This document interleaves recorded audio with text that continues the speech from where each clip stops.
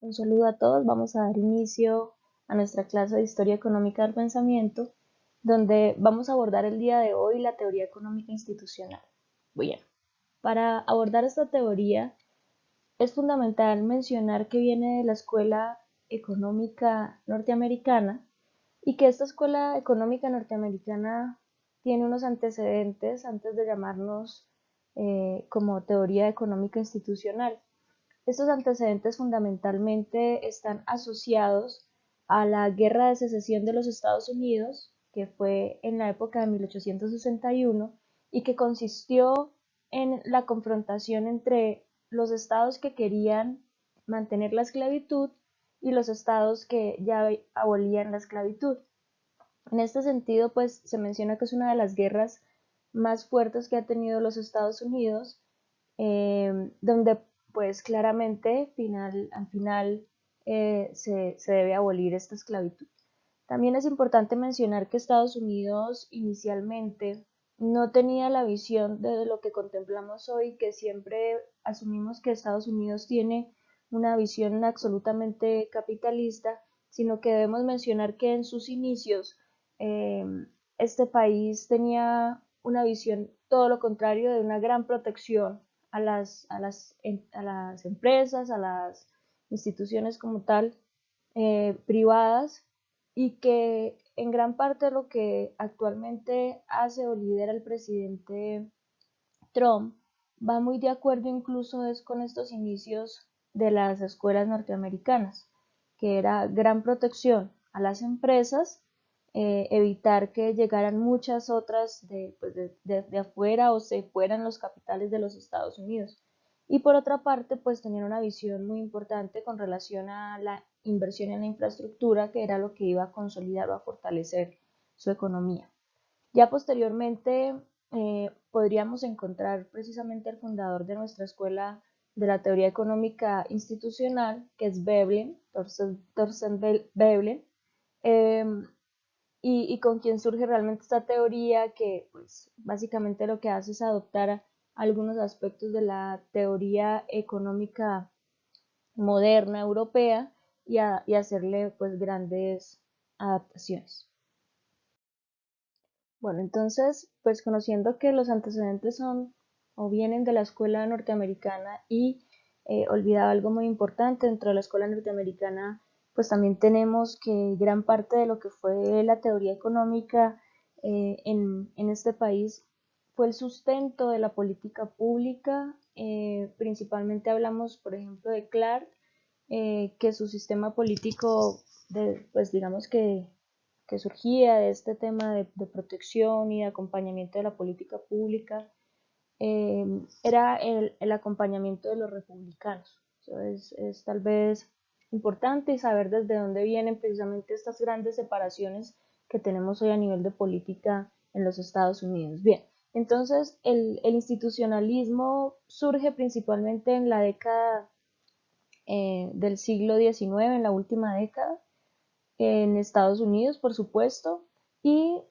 gran parte de lo que se resalta es la importancia que se le da a la conducta y al pensamiento humano. Eh, es un aspecto relevante teniendo en cuenta que son evolucionistas y que por eso decimos que ha tenido una gran influencia por los historicistas alemanes. ¿Qué quiere decir esto? Como ustedes pueden recordar, cuando hablábamos de los clásicos asumían que el comportamiento era natural, es decir, que independientemente del momento histórico,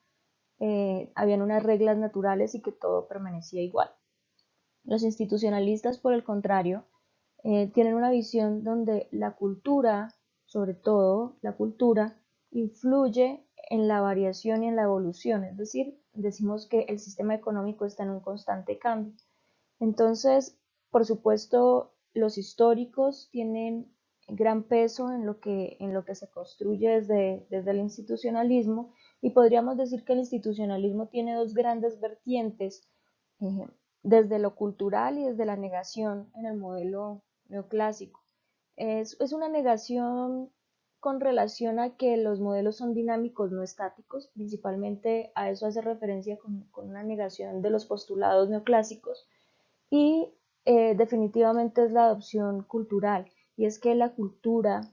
alimenta constantemente el comportamiento y las conductas individuales y a su vez estas alimentan a las instituciones. Para esto pues es fundamental conocer más adelante qué significa o cómo se concibe una institución. Bueno,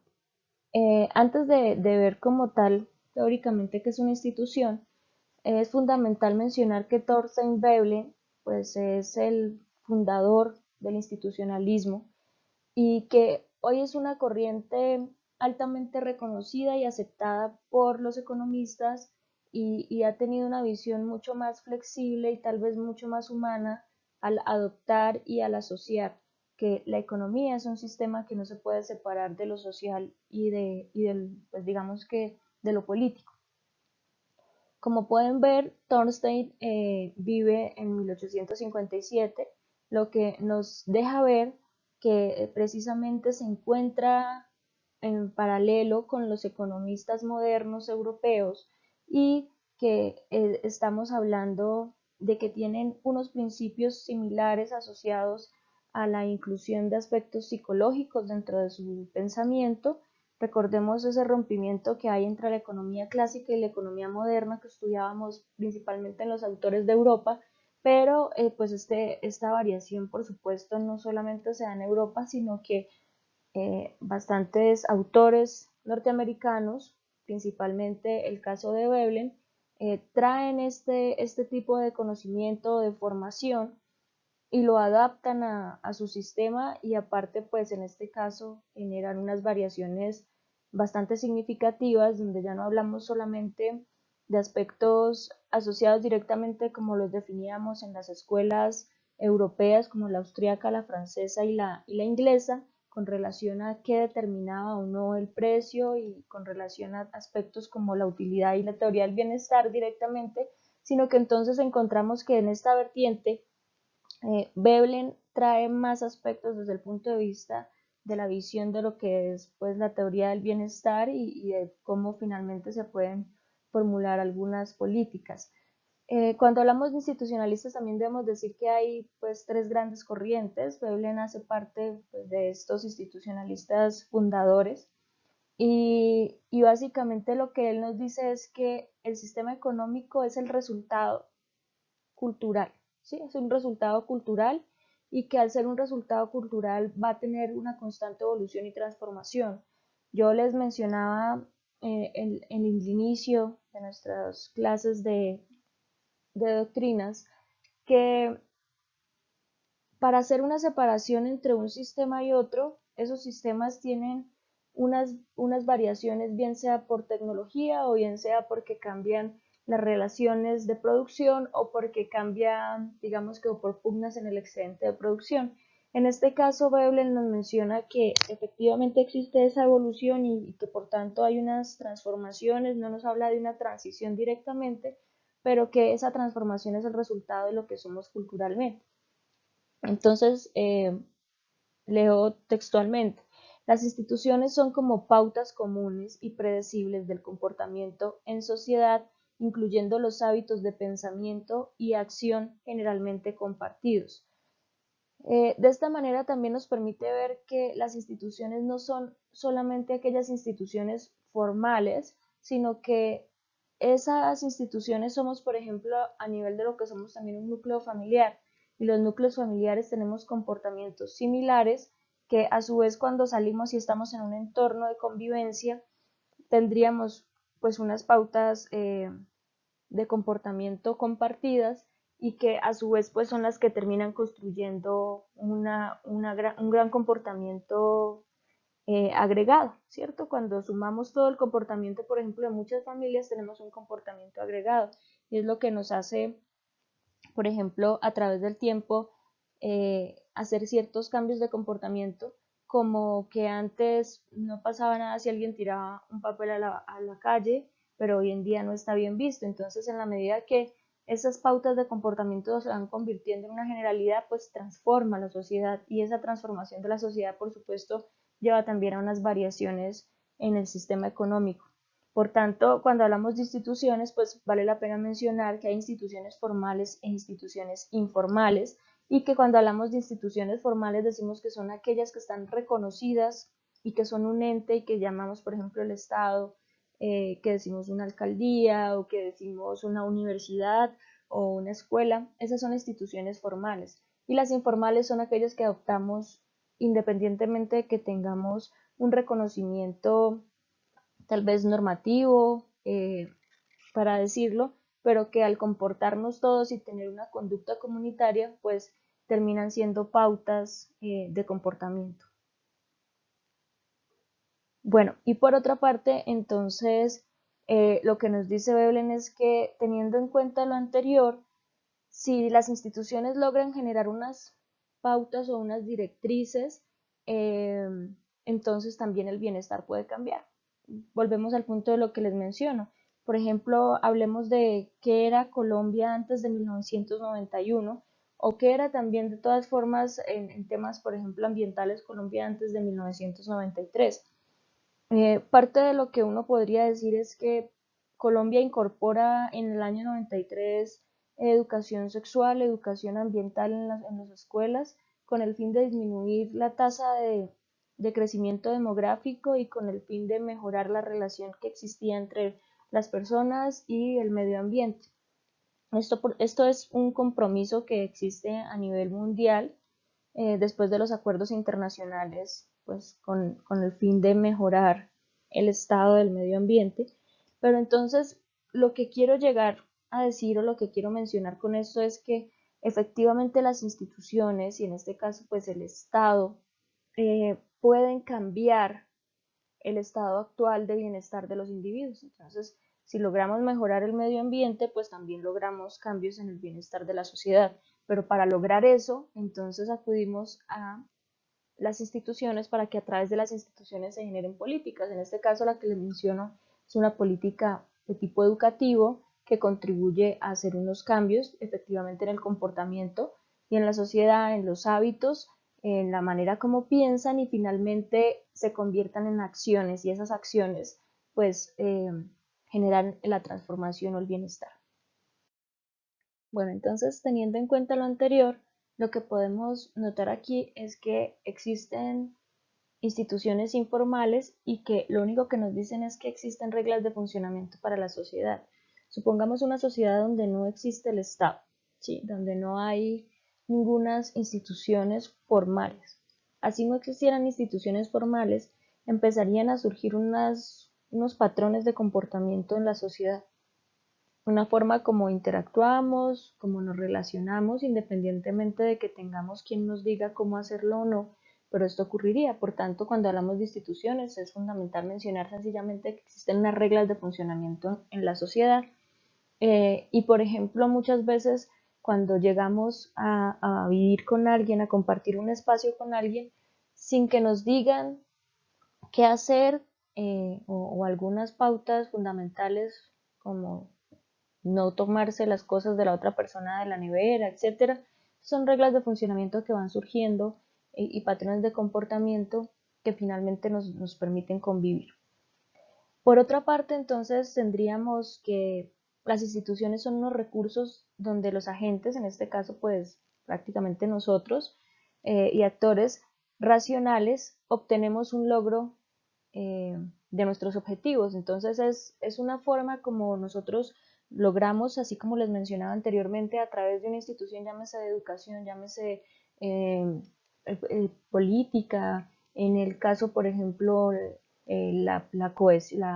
poder coercitivo, ¿no? El tema de cómo se aplica la regulación. Entonces tenemos a la policía o tenemos una policía de tránsito que nos permite de pronto lograr unas metas que nos hemos trazado, como hay que usar el cinturón de seguridad para evitar mayor mortalidad en accidentes de tránsito. Entonces, este tipo de instituciones nos permiten reglamentarnos con relación a X comportamientos asociados a temas de educación, de trabajo, de deporte, de todas las áreas que nosotros tenemos en la sociedad, y a través de esto entonces logramos unos objetivos que nos hemos trazado y que por supuesto la idea es que sean objetivos asociados al bienestar y que contribuyan a mejorar pues todo lo que nosotros hacemos en nuestros territorios. Bueno, entonces pues ya sabemos que fundamentalmente tenemos a los institucionalistas que tomamos como fundadores y que luego surgen los neoinstitucionalistas que pues realizan algunas variaciones. Aquí tenemos principalmente a Clarence, tenemos a Myrdal, que es bastante conocido, y estos neoinstitucionalistas tienen un factor común, y es que consideran que los precios no son la guía de la economía, sino que son los valores de la cultura. Esto es una visión pues bastante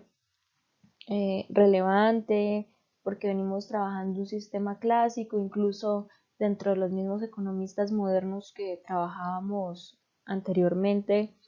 los precios finalmente eran los determinantes y cuando hablábamos, por ejemplo, dentro de la teoría del bienestar y hablábamos de lo que había mencionado Pigot con relación a la corrección de externalidades, pues finalmente lo que decíamos era que los precios son los que no están permitiendo o están generando esa falla de mercado. En este caso dice que son los valores y la cultura lo que realmente podrían guiar a la economía. Bueno, entonces estos institucionalistas tienen dos ítems que me parecen fundamentales. En el caso de Clarence, dice que la tecnología es el determinante del comportamiento humano y de la estructura social. Siempre me gusta recordar en algunos casos que eh,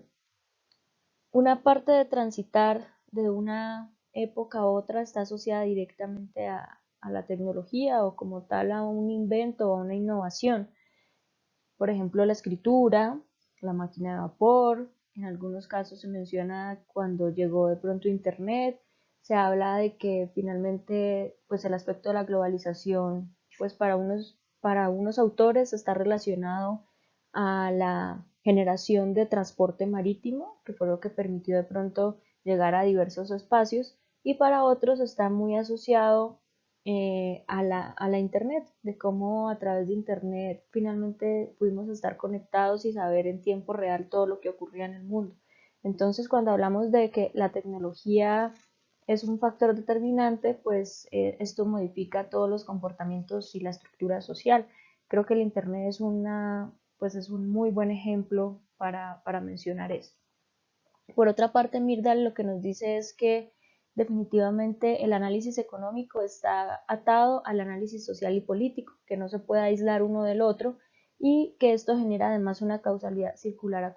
acumulativa.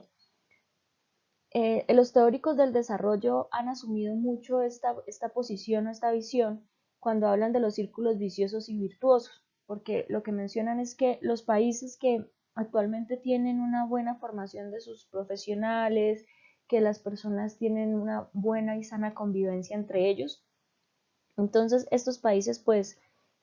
tienen un constante crecimiento, ¿sí? Encontramos por ejemplo aspectos asociados como la movilidad social y vemos que los padres muchas veces estudiaron bachillerato, pero ya sus hijos son profesionales, ya los siguientes hijos de ellos además tienen un posgrado, entonces todo esto genera la movilidad social en términos de educación, pues también termina generando mejoramientos en términos de ingresos y por tanto en acceso a bienes materiales y se considera que vendría entonces un mejoramiento en temas de la calidad de vida. Estos son círculos virtuosos donde la gente mejora y transita, pero positivamente. Sin embargo, lamentablemente en los países, pues principalmente subdesarrollados que mencionan los neoinstitucionalistas, se dan notablemente círculos viciosos y esos círculos viciosos lo que nos han mostrado es que por ejemplo, una madre que fue mamá a los 15 años, posiblemente su hija repita la historia y sea mamá nuevamente a los 15 años. Y esto ocurre por acceso a la educación, esto ocurre porque muchas veces y lamentablemente, por ejemplo, en aspectos de la dirección política que tiene un país, cuando existe corrupción, entonces pues de pronto la cobertura o la calidad de la educación no es suficiente, el acceso a todos los bienes públicos y que debemos tener en temas de salud, en temas, en fin, todos los aspectos que podrían mejorar o contribuir a que la sociedad se encuentre mejor, no funcionan de esa manera. Entonces empezamos a tener círculos viciosos donde tenemos más, de pronto, por ejemplo, mayor tasa de natalidad, más niños, menos posibilidades de darles lo necesario, círculos de pobreza que normalmente atraen más pobreza. En cambio, los círculos virtuosos, por el contrario, pues nos llevan a que las personas que van progresando, que sus instituciones son más sólidas, que brindan salud, educación y bienestar, entretenimiento, en muchos aspectos, pues también generan este tipo de comportamientos virtuosos entre sus habitantes. Bueno, finalmente encontramos entonces la nueva economía institucional. Esta nueva economía institucional ha sido bastante reconocida principalmente por Douglas North, pero pues también tenemos a Oliver Williamson. Lo que ellos se preguntan es cuáles son las consecuencias del cambio institucional en el desempeño económico y social. Entonces, lo que nos dice es que la historia tiene un gran componente y pues de alguna manera ellos, por eso se han mencionado de que hablamos de la nueva historia económica, y lo que ellos han venido haciendo es tratando de explicar cómo la historia y cómo esos comportamientos culturales e históricos han influido en la conformación de las instituciones y estas a su vez, eh, al estar conformados, cómo influyen en ese desempeño económico y social. Hay ciertos aspectos que incluso se han fusionado con temas geográficos. Hay documentos como el de North y Acemoglu que hablan de que la ubicación geográfica es determinante también para la formación de instituciones y en ese sentido, por ejemplo, encontraríamos que hay ciertos lugares que son más cálidos y que culturalmente las personas tienen comportamientos distintos, que de pronto eh, son más cercanos, son más festivos o alegres, mientras que en los lugares donde las temperaturas son muy bajas, pues las personas son un poco más reservadas o conservadoras. Y que todo esto finalmente influye en el comportamiento y de alguna manera se ha explicado, por ejemplo, de por qué los países nórdicos que tienen mayor cantidad de tiempo frío son un poco más desarrollados, un poco no, bastante más desarrollados, y parte de las explicaciones podrían llegar a ser a que precisamente las estaciones hacen que ellos tengan una disciplina mayor en temas de conservación de alimentos, de mantener reservas, etcétera, lo que han hecho que sean mucho más disciplinados que cuando, por ejemplo, países como los nuestros que tenemos alimentos todo el año, que podemos cultivar todo el año, entonces pues estamos un poco más tranquilos y eso hace que no tengamos esa disciplina que podría llevarnos a obtener mejores resultados. Por otra parte, también se menciona que, eh, por ejemplo, cuando llegaron las colonias, pues cuando llegaron a colonizar nuestros países, los, los primeros entraron pues por los puertos, porque pues venían por el mar, y en el caso, por ejemplo, colombiano, en vista de que llegaron hacia Cartagena y que llegaron en zonas pues bastante calientes, no fueron como capaces de resistirlo y empezaron a ascender hasta ubicarse en lo que hoy pues es digamos que las ciudades más frías y donde se fundaron nuestras instituciones. Estamos hablando de Santa Fe, estamos hablando pues de Boyacá, incluso hablamos de Pamplona, que fue ciudad fundadora de ciudades. Y entonces ellos buscaron este tipo de zonas al encontrarse de pronto de una manera más cómoda para poder vivir. Y eso han mencionado a través de los estudios que históricamente han generado una influencia en el desarrollo de nuestros países debido a que los países más desarrollados o que han tenido mayores posibilidades y de pronto competitividad tienen sus capitales cerca al mar o cerca a fuentes, pues digamos que un río, pero que tenga gran caudal y posibilidad de acceso por vía fluvial. Entonces, el desarrollo de los países lo han explicado también de esta manera geográfica y han mencionado que las instituciones se conformaron más cerca de estos puertos y que eso ha generado mayor competitividad. Nosotros tenemos unos costos muy altos, tenemos nuestras industrias en lugares bastante alejados de los puertos. Entonces eso ha generado pues una afectación para nosotros. Pero por supuesto también entonces es quienes nos colonizaron, qué trajeron para fundar nuestras instituciones y somos finalmente el resultado de eso, de un proceso histórico que, por supuesto, como Veblen lo dice, estamos en constante evolución, pero sí tenemos, digamos que, o cargamos de alguna manera con ese componente de fundación de instituciones y de la parte del comportamiento histórico que hemos tenido durante pues todo nuestro proceso. Y fundamentalmente también entonces el hecho de que las instituciones no permitan o no generen esos cambios o esas transiciones necesarias, pues también harán que tengamos una mayor lentitud en ese cambio que pues muchas personas desean a nivel institucional.